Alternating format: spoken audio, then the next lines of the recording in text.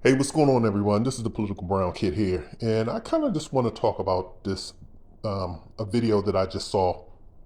Unfortunately, I don't know who the creator who posted it, but I kind of put something in the comment section of their video. But this has just been a recurring theme. There's two recurring themes here.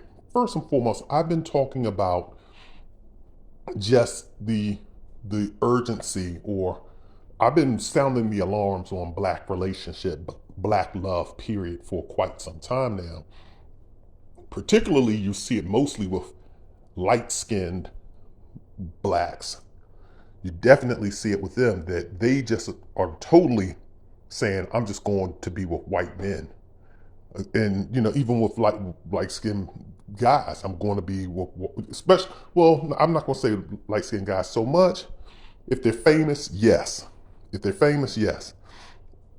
And the reason why I say that is because I've been seeing a lot of it, and I live in a predominantly black area, where when you see it in your surroundings, you can go to the movie theaters, even in your neighborhood, and you see, particularly like I said, light skinned black women, they are with white guys.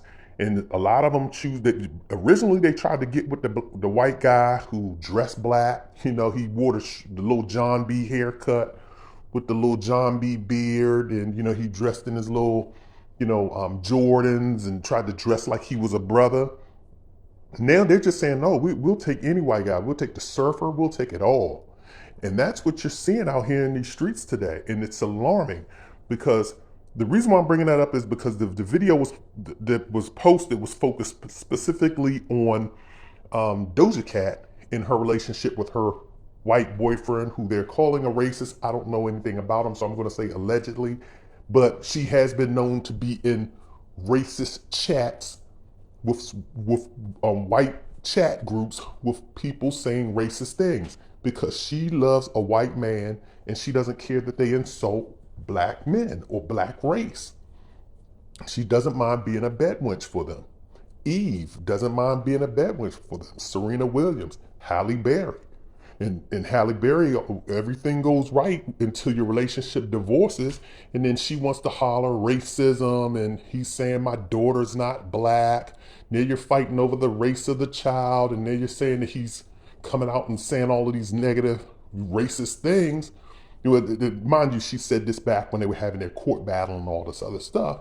But it's all good until things go bad. So the video was basically focused on Doja Cat and her boyfriend, her allegedly racist boyfriend.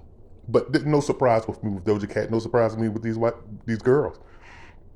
And they're infiltrating our hip hop community. These are our hip hop people. These are supposed to be people that are in the streets, in the culture, but they don't date in the culture. They just do not.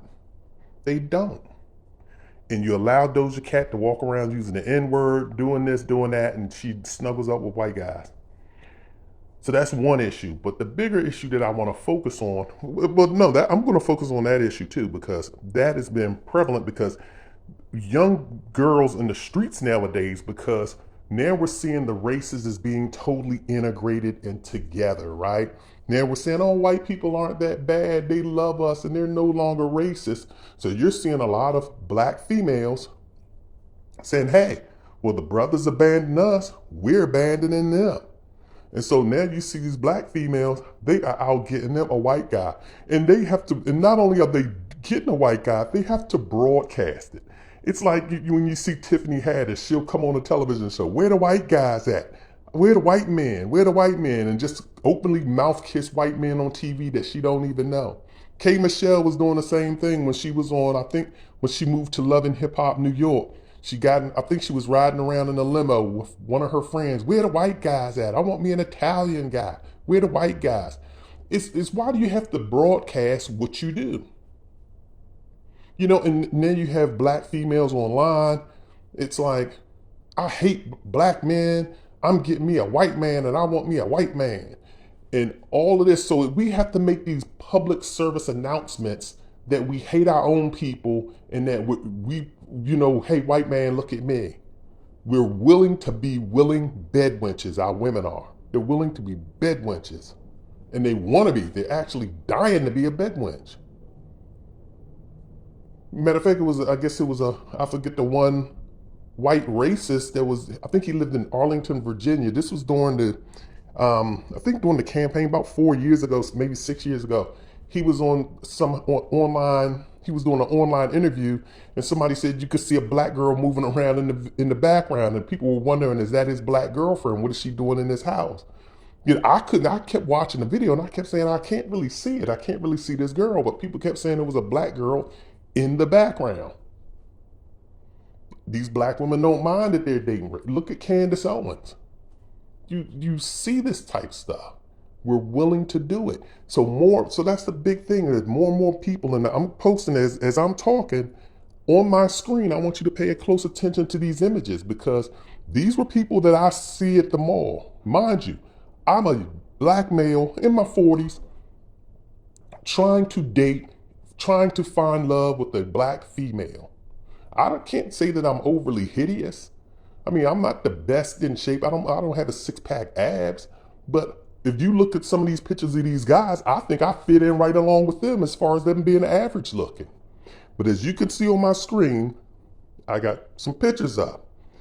You can see we're at a bar.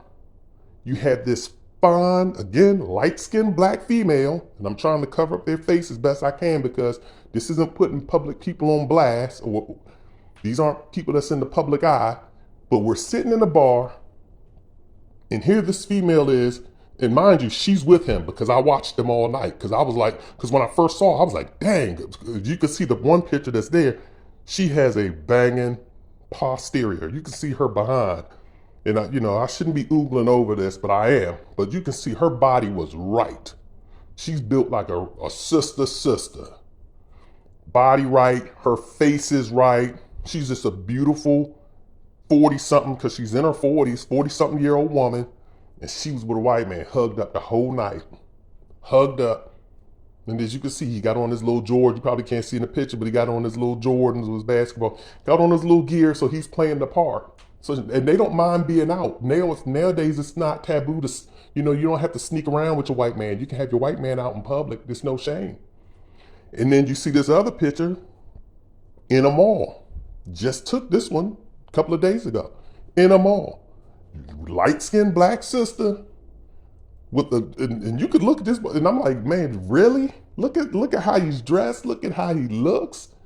And maybe I shouldn't say that, but the reason why I get frustrated, it's because, which I'm going to talk about in a minute, it's the second part of this. It's here I am, been trying to date for 2-3 years, can't get a black female to take me seriously. Out of 2-3 years, I have been on 5 dates, 5.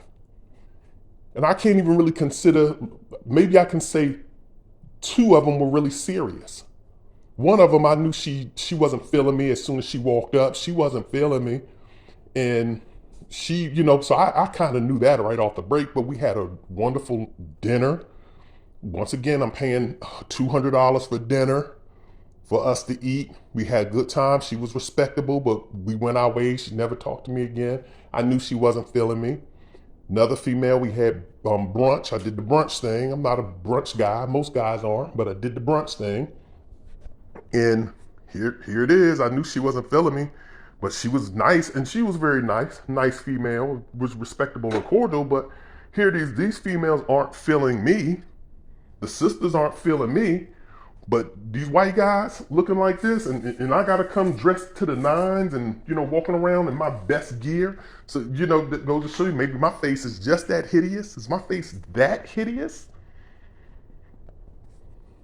My body is no better than, I'm probably like the second guy maybe.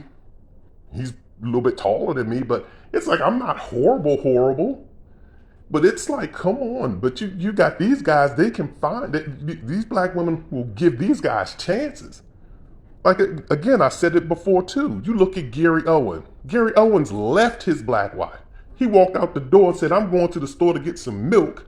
I'll be right back. Never came back. Now his daughter mad at him. She at school, his daughter so mad at him, at least from what he said, she's so mad at him, she don't even want him to pay her tuition at school. But he can move on from one black woman who was attractive, She's cute. His wife was. And then he got another cute black woman. All of them slender. All of them look right. All of them look like they're not street girls. They're nice, working class, respectable black women.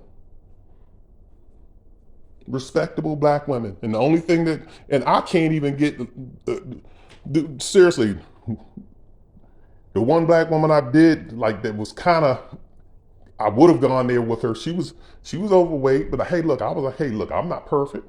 So I'm like, okay, me and her can walk out together. We'll get it together. But she's 4 years older than me, and she's still trying to find herself in her second career, you know. And it was all this, I got my bills, and I'm behind. I ain't worked in years, and now I'm trying to get certified so I can switch careers and become an IT person. And it was just kind of like, really, man, you know you about pushing 50 now, because she's 4 or 5 years older than me, something like that. And so now you know, and it was just kind of like, then when I say certain things, she'd get a little defensive. So it was just a few things that was just, you know, like, I'm like, man, dang, this is what I got to choose from. This is me. But yeah, Gary Owens gets this, John B gets this, and then you see these two white guys right here in the streets, they get this. And trust me, I can show you a lot more. I can show you surfer dudes.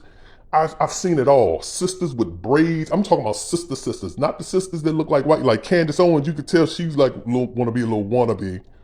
I'm not talking about them type of girl. I'm talking about sisters with braids, and you know, they wear the big bamboo earrings. They're getting white guys. And so that's the first part of this. And I know I went on a 11-minute rant about that, but the second part is this, getting back to the Doja Cat video and tying it into the second part. Most of the guys in the comments, and they do this with all of these videos with these black women, and I'm assuming they're black men. Most of them will say, well, if they're unmarriable anyway, don't nobody want them. They keep using this word 304s. I'm tired of that word too. No, they're just 304s, or they're this, or they're that. And so they want to be dismissive of it and say, well, you know, good, let the white guys have that because we didn't want them anyway. Well, who do you want? Who are we going to be left with? Because I can tell you right now, like I said, looks like the educated black women, they getting white guys.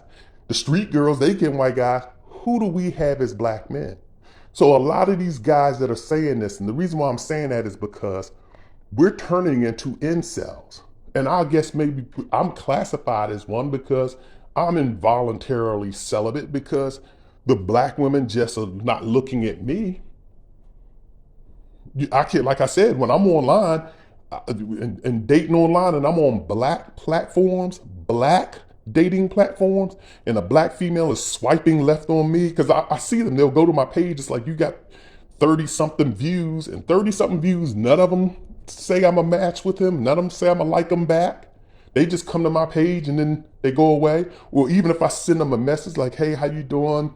You know, yeah, I see you like doing this, I do that too. And so, you know, you try to strike up conversation with like little commonalities that you think that you have with them by reading their bio. They don't even answer me back. That goes to show you, they're like, he's so unattractive, I'm not even gonna respond or entertain him.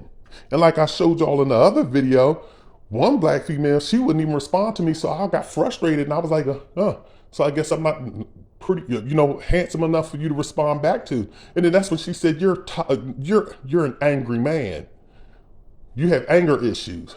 So the only time you want to engage with me is to argue with me. You couldn't engage with me when I was trying to give you nice compliments and conversation, you know, but you'll engage with me just to argue with me. And those are the concerns that I'm having. And a lot of these guys, they want to be dismissive of these women. And I'm saying it, they're being dismissive of these women only because they make it feel like they justify their good points and that they're right to just go ahead and say, yeah, these women, just got a message come through, so I do apologize for that. But a lot of these guys, they say that, you know, they use that as a talking point to justify dismissing these women divesting from being with us. But what are you left with? We're turning, once again, we're turning into a bunch of incels, black incels, just like these white incels. We're gonna have a bunch of us black incels running around. You already see the violence upticks going on. I don't make this up. I mean, we have violent communities anyway, and it's getting more violent because we don't have relationships. There's nothing for a black man to do. When you having this built up, they'll tell you, if you go out in Africa, they say the worst thing you want to run across is an elephant that is in heat. Talking about a male elephant that is in heat. Because the joke is he's frustrated. He's going to go crazy and he will tear you up. And it's the same thing when you're dealing with a man who's sexually frustrated and he feels abandoned, they act out. You see it with the white guys, and you saw how that ended. And you talk about all them incels. You're going to see that in our black community, and that is a big concern. It is a big concern. So what I'm trying to say is all of these black guys that are in these comment sections that are being dismissive of black women, abandoning you, those are your future incels. And again, like I say, I'm trying, I get up here and run my mouth, but again, I'm involuntarily celibate. Not saying I'm going to go out and do harm or anything, but it becomes a point where you just get frustrated where you're like, man, I'm going out in these streets. As a matter of fact, when I took the second picture of the pregnant black female, the young light-skinned black female, and the reason why I bring up light skin, because like I told y'all, these light skinned girls, they running towards these white men.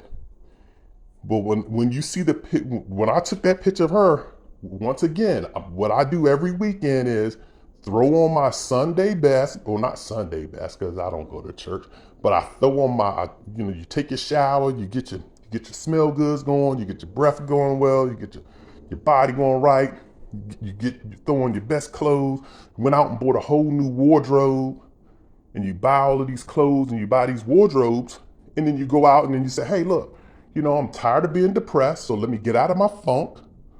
Let me go out in these streets and make myself available. And then when you do, it makes you more depressed because you come back because no one's even looking at you. There's no one in the streets to talk to because they're hugged up with the white guy. Or they're out with their 4 and 5 kids. So you're not going to approach a woman. I wouldn't approach a woman who's out with her children. I'm just not going to do that. Or they're looking like they don't want to be bothered.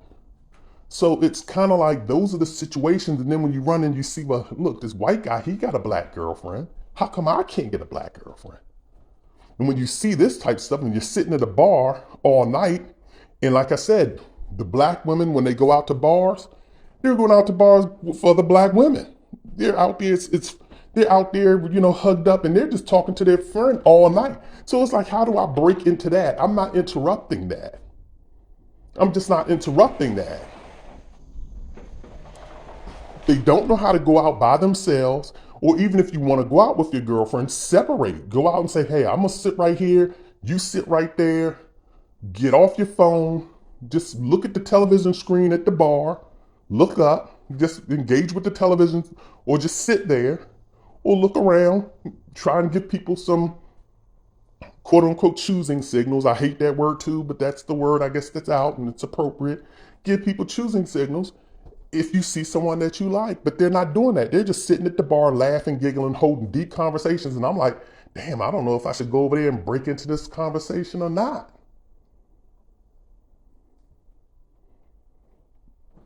And maybe that's my fault from not knowing how to approach from being in a relationship for 10 years and being out of the market, out of the quote unquote game for 10 years.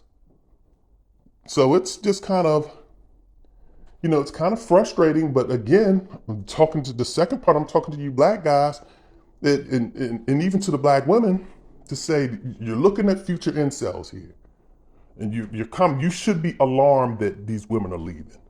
And you should be saying, and stop all this talk about passport bro. Because not everybody's going to run overseas to snatch up a woman. And what you're going to do, if you run and go get a woman overseas, you might as well live overseas.